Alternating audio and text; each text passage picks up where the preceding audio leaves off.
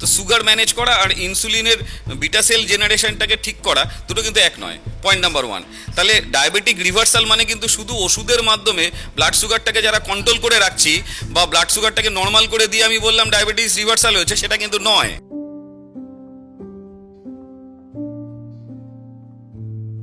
নমস্কার, সিটিভিএন পডকাস্টে আপনাদের সকলকে স্বাগত। আজকে আমাদের আলোচনার বিষয় ডায়াবেটিস রিভার্সাল। এই বিষয়টা সম্পর্কে আমি অনেকটা বিস্তারিত জানবো। কার কাছ থেকে জানবো? আমাদের কাছে আজকে রয়েছেন, আমাদেরকে সমৃদ্ধ করেছেন আজকে আমাদের যিনি গেস্ট, তিনি হচ্ছেন, তার প্রথমে আমি পদবিগুলো একটু বলি। His excellency ambassador sir doctor professor Rajdeep Dutta. অনেক স্বাগত স্যার আপনাকে। আমি শুরুতেই একদম সোজাসুজি টপিকে যাব। এই যে ডায়াবেটিস রিভার্সাল, এই বিষয়টা আমরা খুব শুনি আজকালকার দিনে, কিন্তু এটা কি সত্যি সম্ভব? দেখুন, যদি সায়েন্সের দিক থেকে বলতে হয়, এটা সম্ভব। বিশ্বাস করা শক্ত, কিন্তু হবে। বিশ্বাস করা শক্ত, কিন্তু হবে, কিন্তু তার পথ আছে। তার পথটা কিন্তু সোজা নয়। এইখানেই মানুষ ভুলটা করে, যে সবাই ভাবে যে ডায়াবেটিক রিভার্সাল মানে এই ধরলাম এক্ষুনি রিভার্স হয়ে গেল। এরকম কিন্তু হয় না, ঠিক আছে? আমি একটু রিভার্সালের প্রসেসটা বলে দিই, তাহলে বুঝতে পারা যাবে। তারা সবার আগে হচ্ছে কি ডায়াবেটিস, তাই না?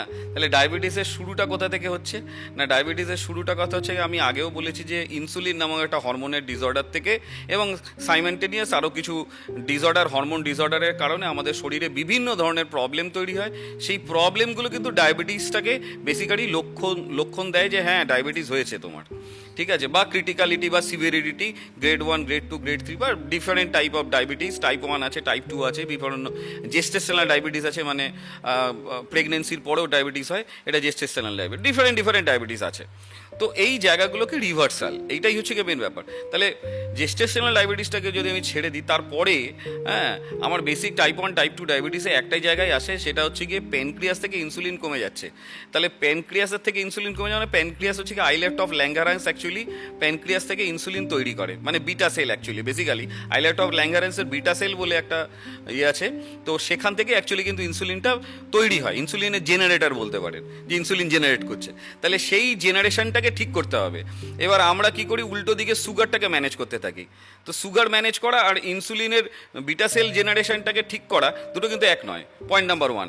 তাহলে ডায়াবেটিক রিভার্সাল মানে কিন্তু শুধু ওষুধের মাধ্যমে ব্লাড সুগারটাকে যারা কন্ট্রোল করে রাখছি বা ব্লাড সুগারটাকে নর্মাল করে দিয়ে আমি বললাম ডায়াবেটিস রিভার্সাল হয়েছে, সেটা কিন্তু নয়। আচ্ছা, ঠিক আছে? তাহলে পয়েন্টটা কোথায় গিয়ে লাগছে? আমার মেন প্রবলেম যদি আইলেট অফ ল্যাঙ্গারান্স হয়, তাহলে ট্রিটমেন্টটা আমার আইলেট অফ ল্যাঙ্গারান্সে যেতে হবে। আইলেট অফ ল্যাঙ্গারান্সে আমাদেরকে দেখতে হবে যে বিটা সেলটাকে বাড়াতে হবে। তাহলে বিটা সেলটাকে বাড়ালে ইনসুলিনও বাড়বে, ঠিক আছে? এবার ইনসুলিন যদি বাড়ে, তারপরেও ইনসুলিনটা কতটা কাজ করছে, কতটা কাজ করছে না, ইনসুলিন সেন্সিটিভিটি, সেইটাকেও বাড়াতে হবে, ঠিক আছে? সেইটা যদি বাড়ানো যায়, কারণ ইনসুলিন বেরোলেও সবসময় সঠিকভাবে কাজ করতে পারে না, এটাও একটা দেখা গেছে রিসার্চের মধ্যে দিয়ে। এবং এর ফলে টাইপ 1 ডায়াবেটিস এবং টাইপ 2 ডায়াবেটিস দুটো ক্ষেত্রেই এটা হয়ে থাকে। টাইপ 1-এ তো একদমই বেরোয় না বা খুবই কম বেরোয়, আর টাইপ 2-তে তুলনামূলক কম বেরোয়, যে কারণে ব্লাডে সুগারটা বেড়ে থাকে। এটাই হচ্ছে কি মেন ফ্যাক্টর। তাহলে আমি যদি রিভার্সে যাই, এবার আমি যদি প্রথমে আগে কন্ট্রোলে আসতে হবে, যে আমার আস্তে আস্তে ধীরে ধীরে ইনসুলিন রেজিস্ট্যান্স, যেটা কিনা ইনসুলিন, অর্গানিক ইনসুলিনকে সেলে সিক্রেট করতে বাধা দিচ্ছে, আগে তাকে কমাতে হবে, তাই না? তাহলে আমার এই অর্গানিক ইনসুলিনটা সেলে সিক্রেট হতে পারবে, এক নম্বর কথা। তাহলে এটা একটা রিভার্সালের একটা রাস্তা, ঠিক আছে? দ্বিতীয় নম্বর রাস্তা হচ্ছে গিয়ে আমার এই ইনসুলিনকে পাওয়ারফুল বানাতে হবে, যেটা কিনা নর্মাল মানুষের যে ইনসুলিনের যে পাওয়ার থাকে, সেই ইনসুলিনের পাওয়ারটা বাড়াতে হবে, অর্থাৎ ইনসুলিন সেন্সিটিভিটি বাড়াতে হবে। যদি ইনসুলিনের সেন্সিটিভিটি বাড়ানো যায়, যদি ইনসুলিনের রেজিস্ট্যান্স কমানো যায়, তাহলে সেই ইনসুলিনটা কিন্তু সেলে সিক্রিয়েট করবে। এবং যদি সেলে সিক্রিয়েট করে, নর্মালি তাকে যদি প্রলং টাইমের জন্য, মানে লম্বা সময়ের জন্য তার যদি ফ্লোকে মেনটেন করানো যায়, সেটা আবার ওজিটি টেস্ট দিয়ে সেটাকে দেখতে হবে। যদি ওজিটি টেস্ট, মানে চিনি খাইয়ে টেস্ট যেটাকে বলছি আমরা, গ্লুকোজ টলারেন্ট টেস্ট, সেই টেস্টের মাধ্যমে যদি কন্টিনিউ বেসিস 3 মাস বা 4 মাসের 3টে বা 4টে কনজিকিউটিভ টেস্ট যদি পাস করে যায়, তার মানেটা কি, তার নর্মাল ডায়েটে থেকে, আমি কিন্তু অ্যাবনর্মাল ডায়েটে বলছি না, নর্মাল ডায়েটে থেকে, কোনো অ্যাবনর্মাল ডায়েটে না, নর্মাল ডায়েটে থেকে তার যদি অর্গানিক ইনসুলিন সেলে সিক্রিয়েট করতে পারে, ইন দ্যাট কেস তাহলে তাকে বাইরে থেকে এক্সোজেনাস কোনো ট্যাবলেট বা ইনসুলিন নেওয়ার দরকার পড়ছে না, এবং যদি দরকার না পড়ে তাহলে তার বডি ঠিকমতো ইনসুলিন ম্যানেজ করতে পারছে এবং ইনসুলিন দিতে পারছে, যতটা পাওয়ারফুল ইনসুলিন দরকার ততটা পাওয়ারফুল যাচ্ছে। এবং যদি সেটা হয় তাহলে সেক্ষেত্রে সেই মানুষটা সব কিছু ছেড়ে দিয়ে শুধু নর্মাল ডায়েটে থাকবে, তাহলে কি তার সুগারটা বাড়বে? আমি প্রশ্নটা দর্শকদের জন্য রাখলাম, বাড়বে কি?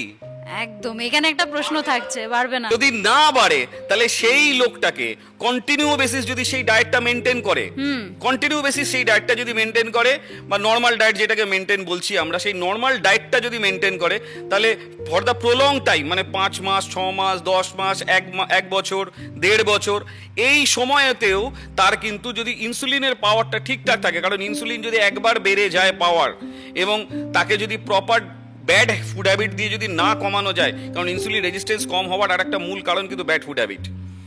হ্যাঁ, তো যদি সেই জায়গাগুলো ম্যানেজ থাকে তাহলে কিন্তু ওই ইনসুলিনটা কিন্তু অটোমেটিক্যালি সেলে সিক্রিয়েট করবেই, তাহলে বাইরে থেকে ইনসুলিন নেওয়ার দরকার পড়বে না। তাহলে 1 বছর বাদে এই যে এই পেশেন্টটাকে আমি দর্শকদের মাধ্যমে, বা যারা ডাক্তাররা রয়েছেন বা যারা এই চিকিৎসা বিজ্ঞানের সঙ্গে যুক্ত, সেই সমস্ত রিসার্চার এবং সায়েন্টিস্টদের কাছেও রাখবো, তাহলে সেই পেশেন্টটাকে কি ডায়াবেটিক বলবো না নন ডায়াবেটিক বলবো?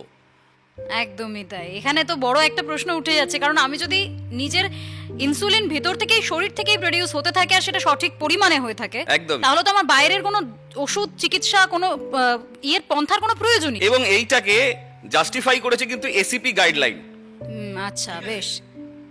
এসিপি গাইডলাইন কিন্তু এই পুরো ব্যাপারটাকে তথ্য দিয়ে দেখিয়ে দিয়েছে। হ্যাঁ, আমি এই তথ্যগুলো আপনার কাছে একটু জানতে চাইতাম যে আপনি যা যা বলছেন তার পিছনে নিশ্চয়ই একদম, আপনারা দেখলেই বুঝতে পারবেন যে এসিপি গাইডলাইনটা ফলো করবেন।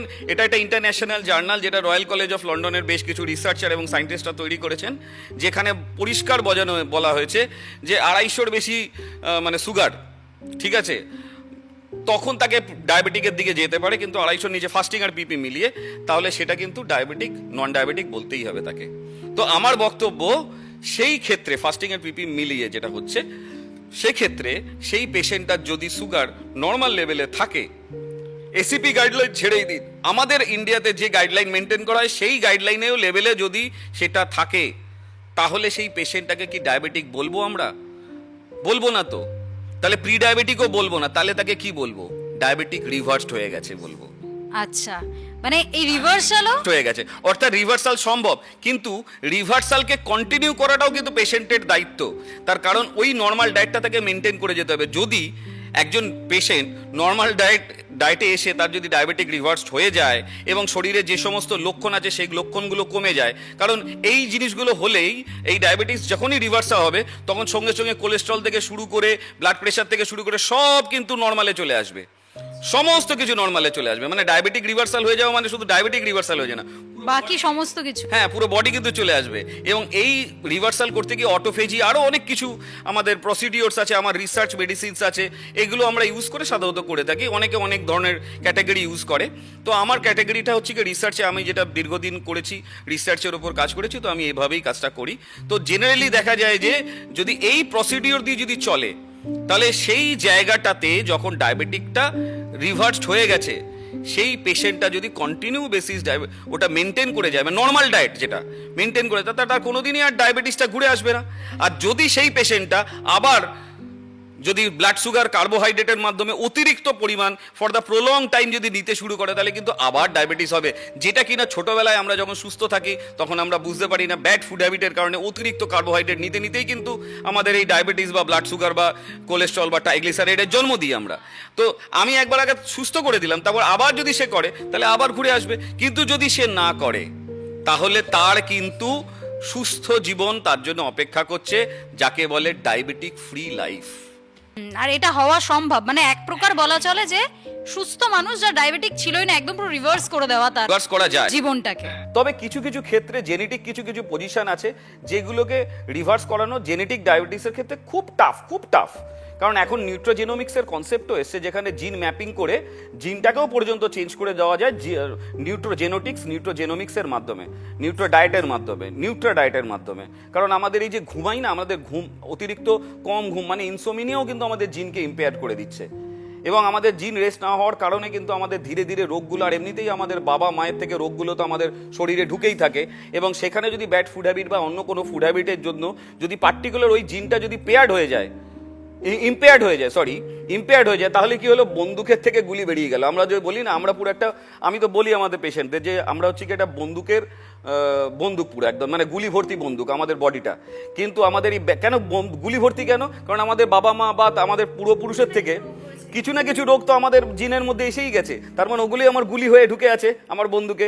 কিন্তু যদি আমাদের ব্যাড ফুড হ্যাবিট বা অন্য কোনো হ্যাবিট যদি আমাদের কন্টিনিউয়াস বেসিস থাকে, সেটাকে যদি ট্রিগার করে দেয়, তাহলেই সেই কিন্তু রোগটা কিন্তু বন্দুকে আর থাকে না, বন্দুক থেকে ছিটকে বেরিয়ে গেল।